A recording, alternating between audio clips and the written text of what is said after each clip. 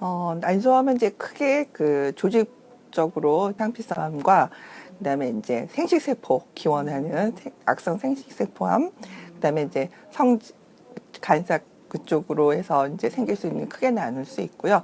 되게 젊은 여성한테 생기는 거는 생식세포 악성암이 대부분입니다. 그리고 흔히 말하는 난소암을 생각하시면 폐경 이후에 50대, 60대에 흔히 발생을 하고 있고요. 난소암의 원인은 이제 초경에 이르거나 폐경이 늦거나 아니면은 이제 임신을 안 했거나 그런 경우에 계속 이제 조금 늘고 있고요.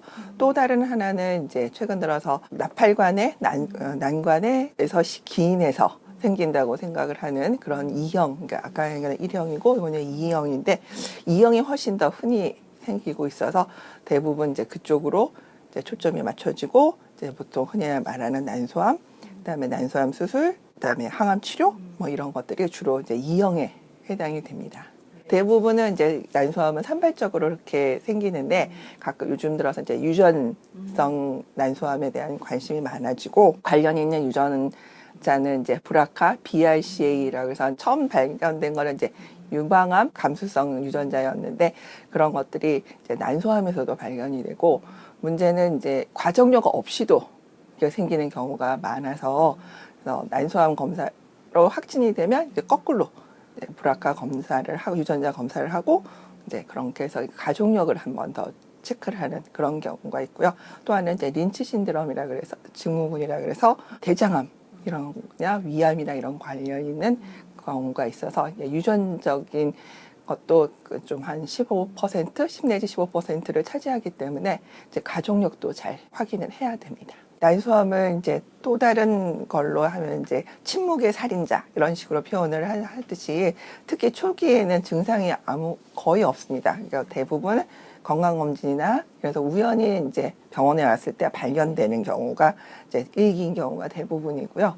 대부분은 이제 증상이 생겨서 오셨을 때는 3기, 4기 이렇게 되시는 경우가 많습니다. 그래서 초기에는 별로 증상이 없고 대부분 이제 부정출혈, 질출혈, 뭐 폐경이 되셨는데 출혈이 된다, 뭐 이렇게 오시거나 소화가 안 된다, 그다음에 배가 더부룩하다, 그런 증상을 이제 사실은 몇 개월 갖고 계시고 무시하고 계시다가 이제 병원에 이제 복수가 차면 배가 불러오니까 그러면 이제 병원에 오시게 되는 경우가 많습니다. 배가 불러오고 뭐 딱딱한 게 만져지고 그다음에 통증 뭐 이런 게 생기시고 나면 대부분은 진행암인 경우가 많습니다.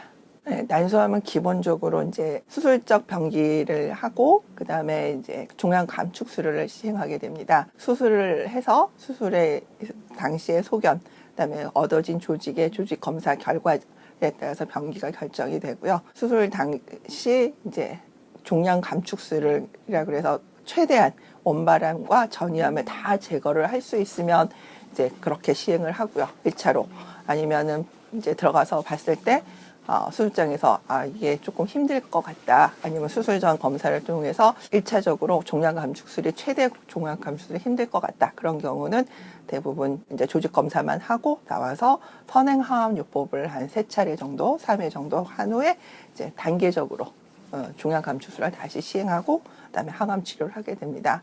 수술은 이제 최대 종양 감축술이라고 아까 얘기한 것처럼 원바람, 전이암, 그러니까 경우에 따라서는 장도 자를 수도 있고 뭐 비장, 간 내 일부, 뭐 복막 다 제거를 할 수 있어서 수술이 사실은 산부인과 암 환자 중에서 수술 범위가 가장 넓고 크게 될 수 있는 그런 종류고요. 난소암의 아까 원인 중에 하나가 나팔관 난관에서 시작된 난소의 상피 세포에 이제 묻어져서 이제 병이 발생이 된다고 생각하고 상피에서 되니까 쉽게 복막 안으로 이렇게 퍼지게 돼서 진단 당시 3기, 4기인 경우가 흔한 상태입니다. 그래서 이제 눈에 보이지 않게 최대 종양 감축술이라는 게 1차 수술을 했을 때 암 조직이 거의 보이지 않게 눈에 보이지 않는 그런 거를 이제 저희가 목표로 수술을 하고 있고, 이제 그래도 눈에 보이지 않는 이제 미세 잔존암이 남아있을 수 있다고 생각을 하기 때문에 아주 초기, 1기 초기가 아닌 경우에는 대부분은 이제 항암 치료를 같이 동반을 하고, 치료가 됐다고 하더라도 이제 그런 눈에 보이지 않는 미세 잔존암이 재발 가능성을 좀 높인다고 생각을 하고 있습니다. 난소암에 국한되어 있는 그런 건 아니고요.